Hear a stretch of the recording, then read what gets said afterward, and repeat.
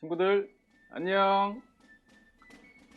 오늘 시작 기도로 지금은 비록 식사를 할 시간이 아닐 것 같지만 지난번에 배웠으니까 한번 외운 걸 확인해 보자는 차원에서 식사 전, 식사 후 기도 둘 다 할게요. 성부와 성자와 성령의 이름으로 아멘. 주님, 은혜로 이르신 이 음식과 저희에게 강복하소서. 우리 주 그리스도를 통하여 비나이다. 아멘. 전능하신 하느님, 저희에게 베풀어 주신 모든 은혜에 감사하나이다. 아멘. 주님의 이름은 찬미 받으소서. 이제와 영원히 받으소서. 세상을 떠난 모든 이가 하느님의 자비로 평화의 안식을 얻게 하소서. 아멘. 성부와 성자와 성령의 이름으로 아멘.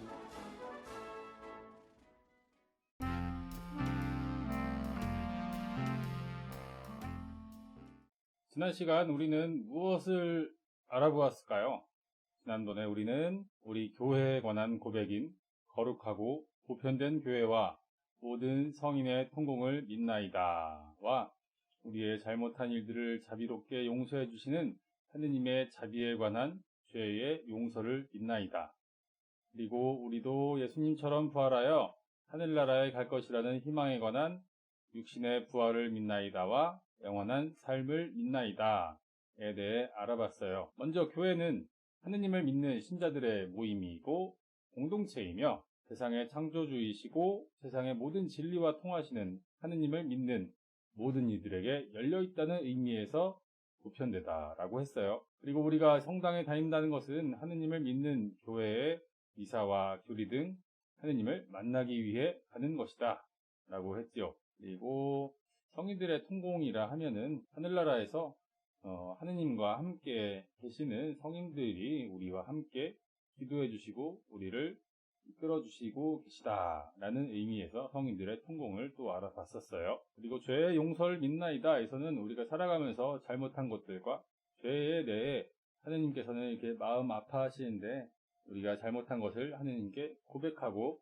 용서를 청하면 하느님께서는 사랑으로 자비를 베풀어 주신다 라고 했죠. 그리고 육신의 부활을 믿나이다 에서는 우리가 나중에 이 세상에서 삶을 마친 후에 우리가 그동안 얼마나 착하게 살았는지 아니면 좀 나쁘게 살았는지 하느님 앞에서 이제 검사를 받는 날이 올 것이라고 했는데 이를 심판이라고 했어요. 이 심판에 따라서 우리는 하늘나라에서 하느님과 행복하게 살 수 있을지 아니면 연옥에서 기다림의 시간을 가질지 아니면 지옥으로 갈 수도 있다고 했는데 우리는 하느님과 행복하게 살 수 있다는 희망을 가져야 한다고 했죠. 그리고 마지막 영원한 삶을 믿나이다 에서는 하늘나라가 어떤 곳일지 그리고 하늘나라에 이르기 위해 가장 중요한 삼위일체 하느님에 대한 우리의 믿음을 고백하는 성호경에 대해서도 알아보면서 마쳤어요. 그리고 기도 부분에서는 주님께서 직접 가르쳐 주신 주님의 기도와 성모님께 전구를 청하는 성모송 그리고 예수님의 탄생과 그 부활의 신비에 대해서 기도하는 삼종기도에 대해서 알아봤어요. 그러면 이번 시간은 성사 중에 입문성사라고 하는 세례성사, 견진성사, 성체성사에 대해서 알아볼 거예요. 이 세 성사 중에 처정성체와 직접 관련이 있고 준비를 하는 성사는 세례성사와 성체성사가 있어요. 네, 견진성사는 나중에 우리 친구들이 중학교 이상으로 자랄 때까지는 받을 수가 없는 성사이기 때문에 견진성사에 대해서는 간단히 알아보기만 하고 나중에 견진성사를 받을 때가 되면은 그때 교리를 알아보시면 좋을 것 같아요. 오늘의 교리 시작!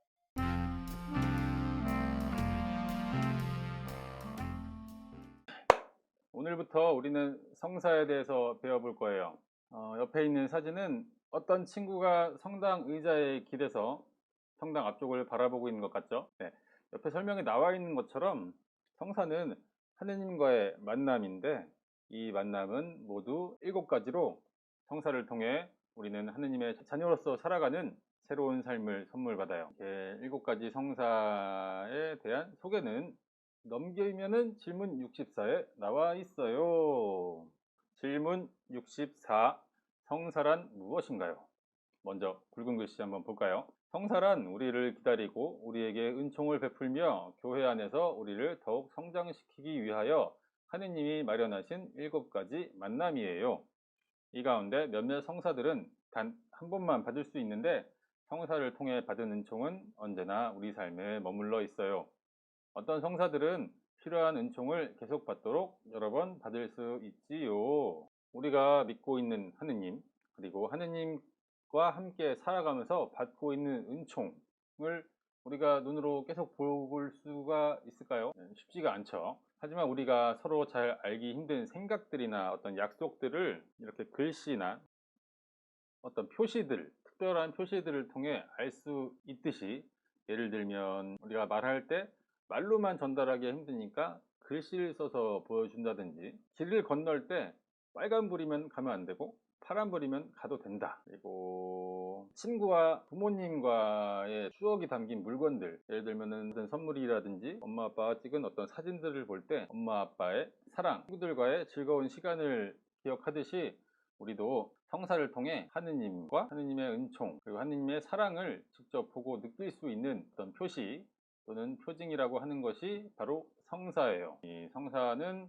우리가 살아가면서 하느님을 평생에 걸쳐 체험할 수 있도록 준비되어 있는데, 이는 모두 7가지로 삼일체 하느님에 대한 믿음을 고백하는 세례성사, 이사를 보기 전이나 우리가 잘못한 일들을 하느님께 말씀드리고 용서를 받아서 깨끗한 몸과 마음으로 이사를 드리는 고해성사고, 미사와 같은 의미로 쓰이는 예수님의 몸 성체를 받아 모시는 성체성사, 하느님 나라를 위해 봉사할 수 있도록 우리를 굳건하게 해주는 견진성사, 결혼할 때 받는 혼인성사, 또는 저처럼 신부님이나 부처님, 주교님들이 되는 성품성사, 그리고 우리가 약하고 병들고 아플 때 받는 병자성사가 있어요. 이 중에 밑에 그림에 보면은 동그라미가 꽉 채워져 있는 거 있죠. 이것은 그 자체로 한 번만 할 수 있는 성사들이고, 비어있는 동그라미는 여러 번 받을 수 있는 성사라고 옆에 설명이 되어 있어요. 다음,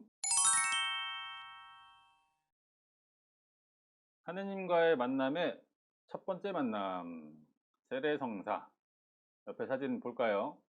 어떤 아기의 머리 위에 어떤 사람이 이렇게 주전자로 물을 붓고 있죠. 머리를 감기는 건 아닌 것 같은데, 이 사진은 세례성사 때 신부님이 아이의 머리에 물을 붓고 있는 장면이에요. 우리는 이런 세례성사를 통해 예수 그리스도, 예수님과 만나고 교회와 만나고 하느님의 자녀인 그리스도인이 되어. 질문 65와 66. 세례성사는 어떻게 거행되나요?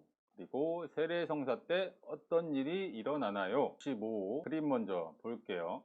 신부님이 어떤 사람의 머리 위에 물을 부으면서 나는 성부와 성자와 성령의 이름으로 누구누구에게 세례를 줍니다 하시네요. 이게 세례성사 중에 세례 예식을 할 때 세례자인 신부님이 하는 말이에요.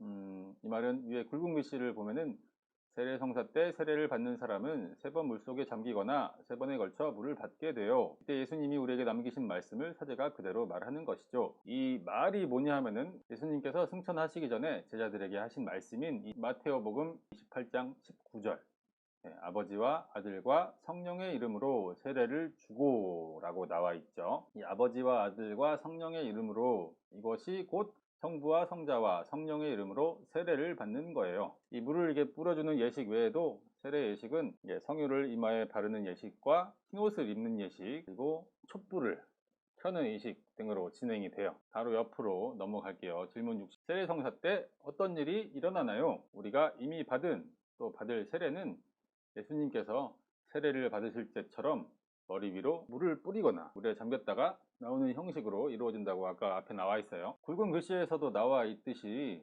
물은 생명을 상징하고, 그리고 깨끗이 씻어주는 역할도 해줘요. 그리고 물과 삼위일체 하느님을 통한 세례를 받음으로써 하느님의 자녀로 새로 태어나고, 그리고 물로 우리의 묵은 때를 씻어주는 것처럼 그 옛날 아담 때부터 이어져 온 죄가 있는데, 그게 무슨 죄죠? 원죄. 이 원죄와 우리가 살면서 짓게 되는 죄나 잘못인 본죄를 하느님께서 씻어주시는 거예요. 또한 기름을 바른다는 말은 우리가 세례를 받을 때 우리 교회의 전통에 따라 수정된 성유를 이마에 이렇게 바르는 예식을 하게 되는데, 이는 옛날에 이스라엘 백성 때 제사를 지내는 사제나 왕들이 하느님께 뽑힌 사람이다 라는 의미에서 기름을 부으거나 이 기름을 발랐었거든요. 이랬던 것처럼 우리도 하느님의 백성으로 선택되었다는 의미에서 바르는 기름이에요. 이 이마에 기름을 바르는 행위를 통해서 우리의 영혼에는 기름은 닦이지만 그 안에 영혼에 지워지지 않는 표시가 새겨진다고 하는데, 이 표시를 통해 나중에 하느님 나라에 올라갈 때 너는 세례를 받은 친구구나 이렇게 하느님께서 알아볼 수 있다고 하더라고요. 이 표시를 인호라고 해요. 또한 흰 옷은 우리가 하느님의 사랑을 입어서 깨끗해졌다는 표시이고, 그리고 이 초는 세례를 통해서 우리도 예수님처럼 세상에 빛이 되어서 착하고 슬기롭게 살 수 있게 되었음을 사람들에게 알리는, 불을 켜면 멀리서도 볼 수 있잖아요. 이렇게 알려주는 표시가 되는 거예요. 질문 67, 68. 세례 성사는 누가 줄 수 있나요? 아직 아무것도 모르는 아기에게 왜 세례를 베푸는 거예요? 먼저 질문 67의 굵은 글씨 먼저 볼게요.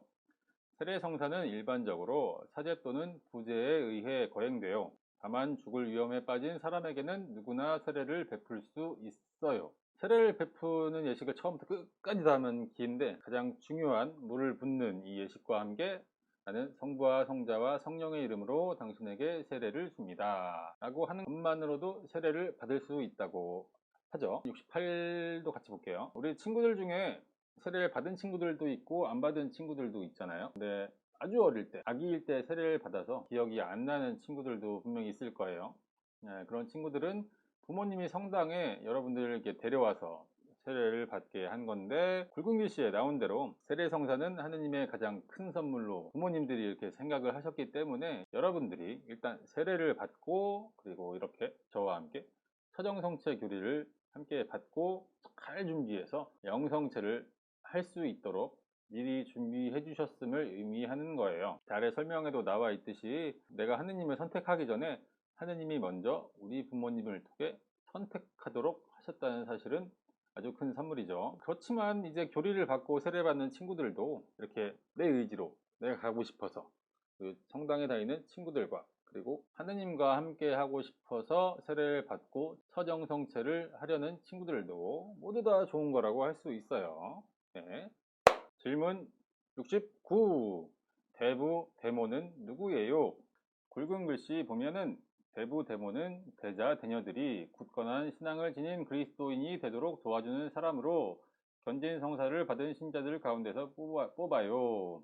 우리가 살아갈 때 엄마 아빠의 돌봄 속에서 같이 사는 것과 같이 우리가 예수님의 제자로 사는데 도움을 주고 그 방법을 알려주는 분들이 대부 대모예요. 또한 우리가 세례를 받으면서 받는 세례명이 또 있죠. 신부님은 레오라고 할 수 있는데, 세례명은 이미 하늘에 계신 성인들의 이름을 따서 짓는 거예요. 이 성인들은 우리를 보호해 주시고 돌봐주시고 길러주시는 엄마 아빠와 우리의 신앙을 지도해 주시는 대부 대모님들과 같이 우리가 이름을 지어서 붙인 성인이 우리를 위해 하늘나라에서 이렇게 기도해 주시는 분이라고 할 수 있어요. 이분들을 수호성인이라고도 하는데, 저는 세례명이 레오인데, 그러니까 신부님은 레오 성인이 저를 위해 하늘에서 기도해 주시는 거라고 믿고 있어요. 밑에 퀴즈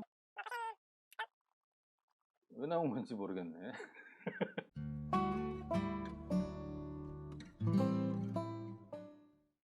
하느님과의 만남인 성사의 두 번째 만남, 견진성사. 밑에 글씨 봐요. 견진성사는 우리가 세례를 받고 처정성체를 하고 그리고 그리스도인으로 잘 지내게 되고 난 뒤에 조금 더 성숙한 나이, 즉 중학교 이상의 나이가 되면은 너가 이제 교회 안에서 더 성숙해진 나이가 됐구나, 어린이 됐구나 하는 뜻에서 받는 성사라고 할 수 있어요. 이번 견진 성사는 우리가 아직 받으려면 몇 년이 더 걸리기 때문에 간단하게 어떤 성격의 성사인지 어떻게 진행되는지만 보고 넘어갈게요. 질문 70에서 72. 견진 성사는 어떻게 거행되나요? 견진성사 때 어떤 일이 일어나나요? 견진성사를 누가 집전하나요? 네, 견진성사는 어떻게 거행될까요?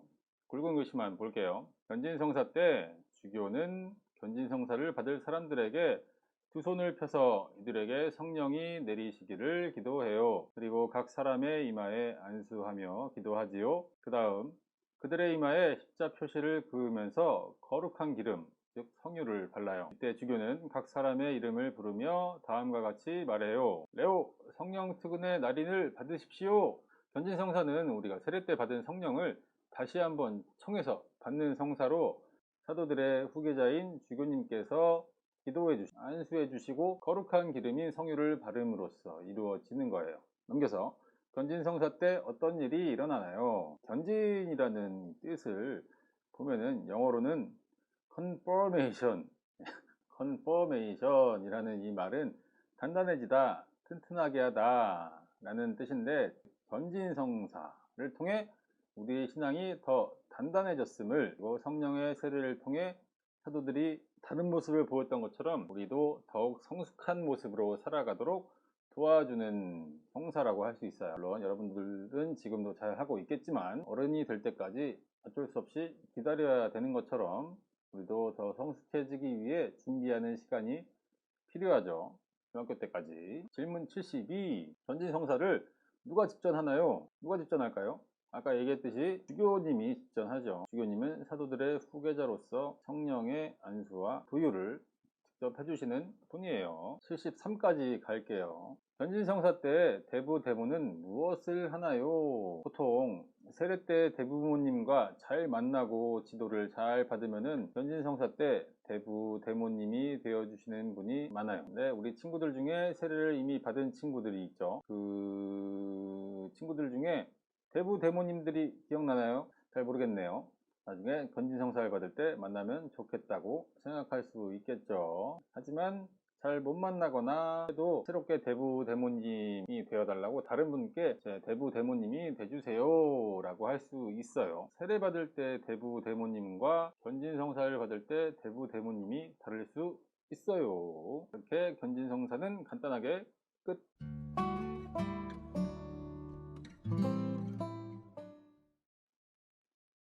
하느님과의 만남의 세 번째 만남, 성체성사.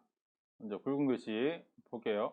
성체성사는 하느님이 우리에게 당신 자신을 양식으로 내어주시는 성사예요. 우리는 그리스도의 몸을 받아 모시고 그분과 하나가 돼요. 성체성사는 곧 미사예요. 미사. 할 얘기가 많아서 바로 넘어갈게요. 질문 74와 75. 성체성사란 무엇인가요? 질문 74와 75에 굵은 글씨 먼저 읽고 쭉 설명해 드릴게요. 그때그때 해당하는 부분 비춰 드릴 테니 보면서 같이 하면 될 것 같아요. 성체를 받아 모시는 것은 그리스도의 몸을 받아 모시는 것인데, 그분의 몸을 받아 모심으로써 우리는 예수님의 몸과 하나가 되고, 그렇게 그분의 몸을 받아 모시면 우리는 그분의 몸인 교회와 하나가 돼요. 성체성사가 없는 교회는 있을 수 없어요. 75회 굵은 글씨. 미사는 하나의 기적과 같아요. 우리는 예수님의 죽음과 부활에 함께 있는 거예요. 부활하신 주 예수 그리스도와 함께 우리는 큰 감사의 제사를 지내는 거예요. 먼저 성체성사는 예수님께서 십자가 순환을 받으시기 전날 최후의 만찬을 그대로 재현하는 성사라고 할 수 있어요. 바로 우리가 매주 또는 매일 바치는 미사가 성체성사라고 했죠. 이 성체성사 중에 신부님은 예수님을 대신해서 다음과 같은 말을 해요. 제일 중요한 부분이에요. 너희는 모두 이것을 받아 먹어라. 이는 너희를 위하여 내어줄 내 몸이다. 그리고 너희는 모두 이것을 받아 마셔라. 이는 새롭고 영원한 계약을 맺는 내 피의 잔이니 죄를 사하여 주려고 너희와 많은 이를 위하여 흘릴 피다. 너희는 나를 기억하여 이를 행하여라. 이 말과 예식들을 신부님이 하게 될 때 우리와 함께 하시는 성령께서 이 빵과 포도주를 예수님의 몸과 피로 변화시켜 주세요. 그리고 나서 이 성체를 받아 모시게 되면은 비록 우리가 보기에는 그냥 작은 빵 조각일지 몰라도 우리는 모두 예수님 안에서 하나가 되는 예수님의 몸을 모시고, 그리고 우리도 예수님의 몸을 모심으로써 예수님과 함께 하나의 공동체를 이루는 거라고 할 수 있어요. 앞에 질문 74 밑에 주황색 부분에 성체 성사에 관한 아주 중요한 표현이 있는데, 주일과 성찬례라고 하는 부분 끝에서 세 번째 줄 보시면은 성찬례는 모든 그리스도인의 삶의 원천이며 정점이라고 나와 있어요. 즉 성체 성사는 우리 교회에서 하는 모든 활동의 중심이 되는 활동이고, 그리고 예수님이 직접 이를 기억하고 행하라고 하신 성체 성사는 우리가 성당에서 하는 모든 기도와 교리의 시작이면서 목적이라고 할 수 있어요. 좀 어려운데, 그러니까 성체 성사가 최후의 만찬을 그대로 재현한다는 것, 그리고 이 성체 성사를 할 때 성령께서 우리가 먹게 될 이 빵과 포도주를 예수님의 몸과 피로 변화시켜 주신다는 것, 그리고 이 빵과 포도주를 나누어 모심으로써 우리는 예수님과 하나가 되고 또 예수님과 함께 공동체를 이루는 거라고 할 수 있어요. 밑에 그림 보면은 여기 앞에 잔과 이 그릇을 사람들이 다 보면서 뭔가 기도를 하고 있는 모습인 것 같아요. 이렇게 하나 되는 이들이 모인 공동체를 교회라고 부른다라고. 성체 성사란 무엇인가요? 질문 74에 나오죠. 질문 75에 그림 오른쪽 있는데 피다 위에 글씨 보면은 매 미사 때 우리는 예수님의 죽음과 부활을 기념하면서 죽으시고 부활하신 예수님을 만나는 거라고 나와 있죠. 그리고 영성체를 통해 하나가 되는 거다. 좋아요.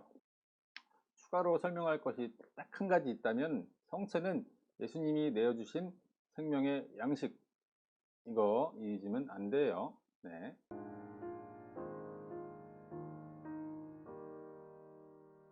질문 76.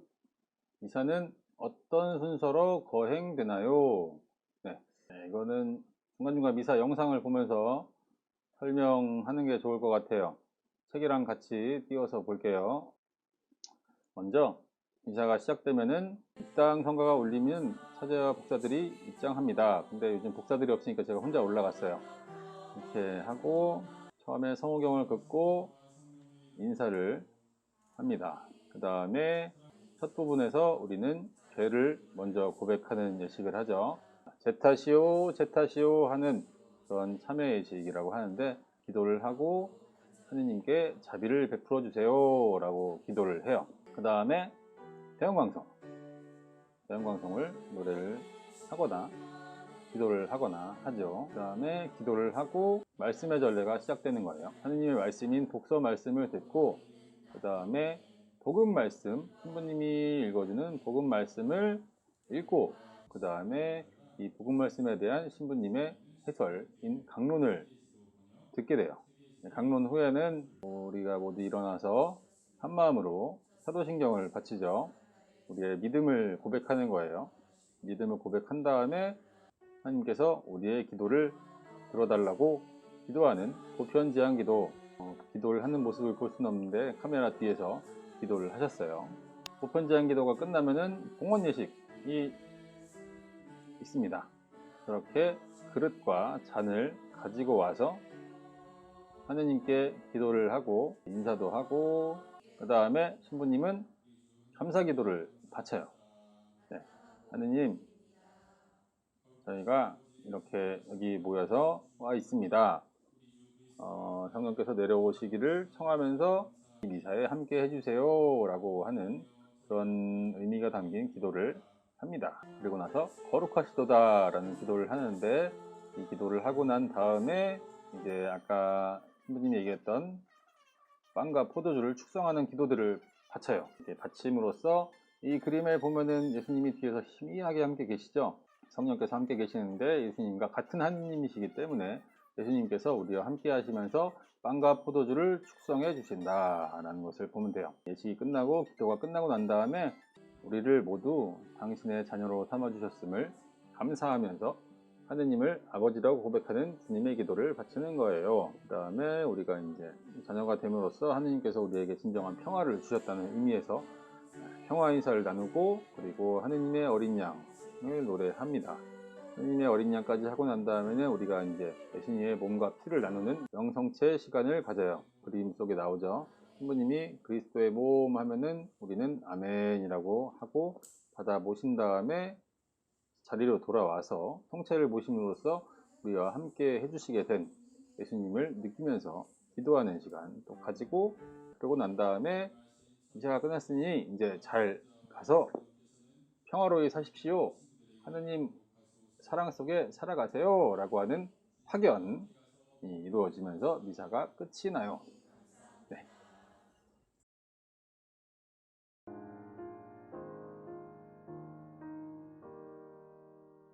질문 77. 빵과 포도주가 어떻게 예수님의 몸과 피가 되나요?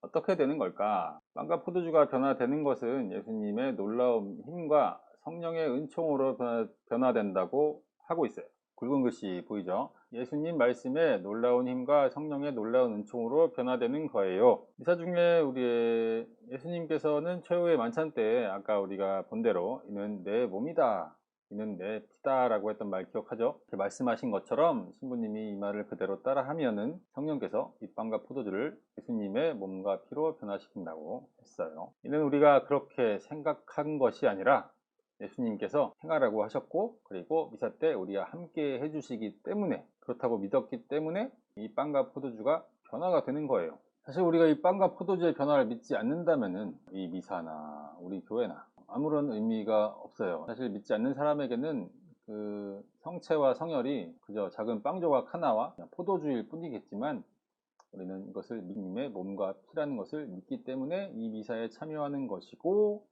그리고 이 최정성체를 위해 공부를 하고 있는 것이다. 일단은 어렵게 생각하면 힘드니까 일단은 우리도 2000년 역사 안에서 계속 이어져 왔고, 우리도 그 역사를 따라가는 것이다 라고 생각해 주면 될 것 같아요. 네. 질문 78.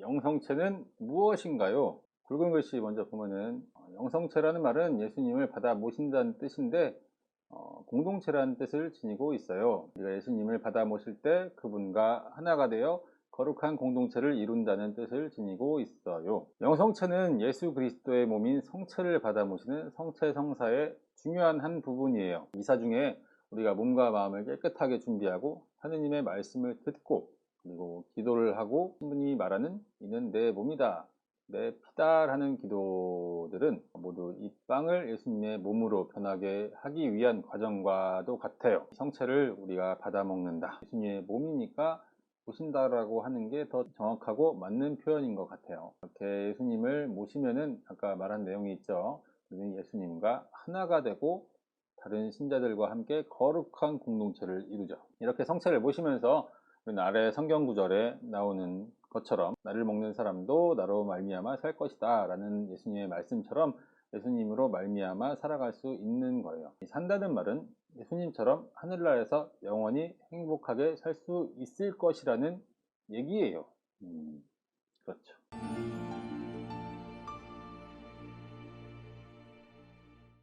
질문 79. 예수님을 우리 안에 모시기 위해서 우리는 미사 때 무엇을 해야 하나요? 무엇을 해야 할까요?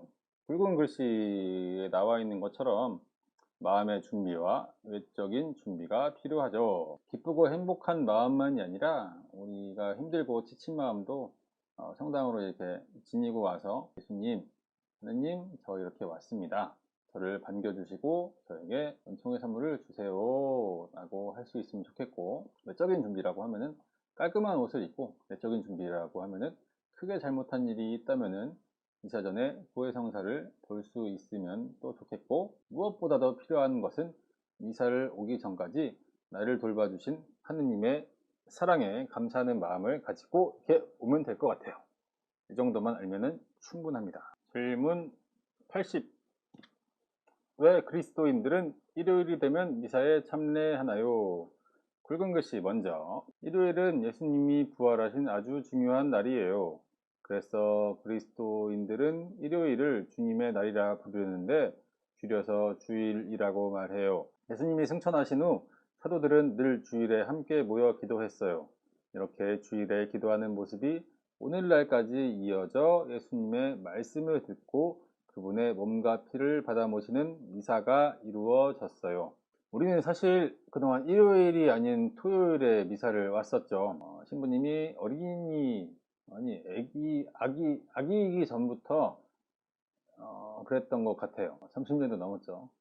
교회에서는 토요일도 오후부터는 주일이라고 여기면서 지내왔어요. 옛날에 시계가 없던 시절 예수님이 사셨던 동네에서는 오후가 되고 해가 지면 하루가 새로 시작된다고 생각했던 것이 있었거든요. 그리고 일주일의 일곱째 날인 일요일은 다들 쉬는 날이죠. 이것의 시작은 하느님께서 세상 창조를 마치신 후에 일곱째 날에 쉬었다고 한 데서 시작을 했는데, 옛날에 이스라엘 사람들은 이 일곱째 날을 주님의 날, 안식일이라는 뜻에서 쉬었고 우리는 주일이라고 부르죠. 거기다가 우리 그리스도 교회에서 아까 처음에 얘기했듯이 주일은 예수님께서 부활하신 날이기 때문에 일요일이야말로 주일이고 중요한 날로 생각했어요. 그래서 매주 우리는 주님의 날인 주일에 미사를 봉헌하고 우리를 위해서 죽으시고 부활하신 예수님을 생각하고 그분의 말씀을 듣는 거, 그리고 이렇게 영성체를 한다라고 알고 있으면 될 것 같아요. 이렇게 교리 부분 오늘은 끝. 오늘까지 한 부분이 세례성사, 견진성사, 성체성사, 이것이 우리가 신자가 되고 신자로 살아가는 기본적인 성사이기 때문에 이를 입문성사라고도 합니다. 알고만 계세요? 네.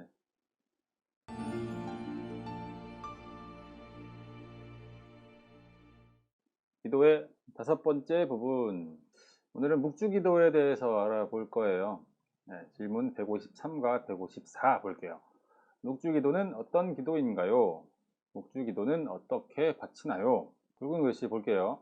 묵주기도는 성모님과 함께 예수님의 전 생애를 묵상하는 기도예요. 성모님과 함께 바치는 이유는 성모님이 예수님과 가장 가까우신 분이기 때문이에요. 네, 맞아요. 제일 가까우신 분이셨죠. 우리는 계속 배웠죠. 성모님의 깊은 믿음은 우리의 모범이 되고, 성모님은 우리를 위해 늘 기도해 주시고 계시고 우리의 기도를 하느님께 잘 전달해 주시는 분이라고 했죠. 질문 154. 묵주기도는 어떻게 바치나요?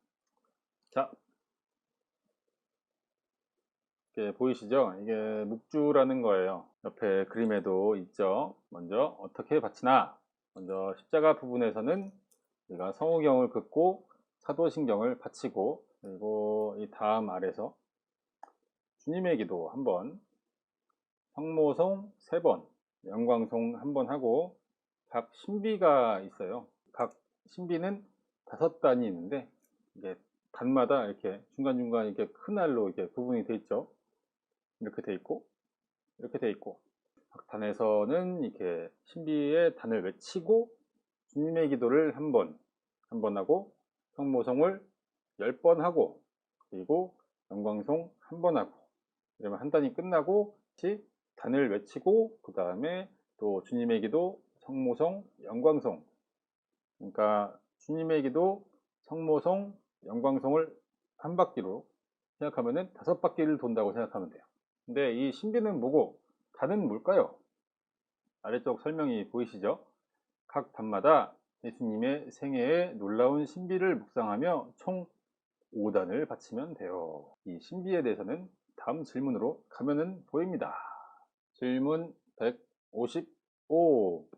묵주기도 때 묵상하는 신비는 무엇인가요? 굵은 글씨 보면은 성모님과 함께 묵주기도를 바치며 묵상하는 신비는 바로 예수님 생애의 중요한 사건들이에요. 묵주기도는 총 4가지 신비에 각 신비마다 5단이 있어서 다 합치면 20단이에요.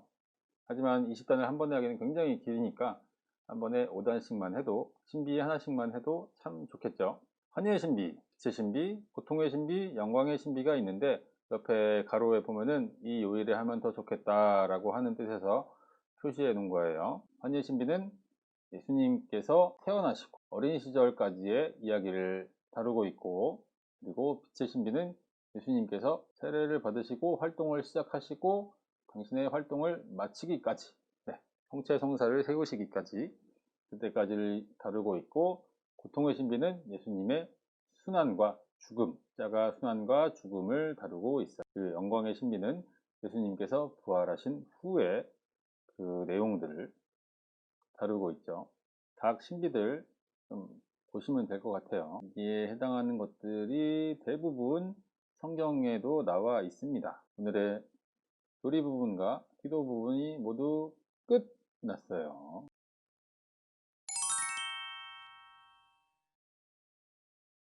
이번 주도 질문이 없네요.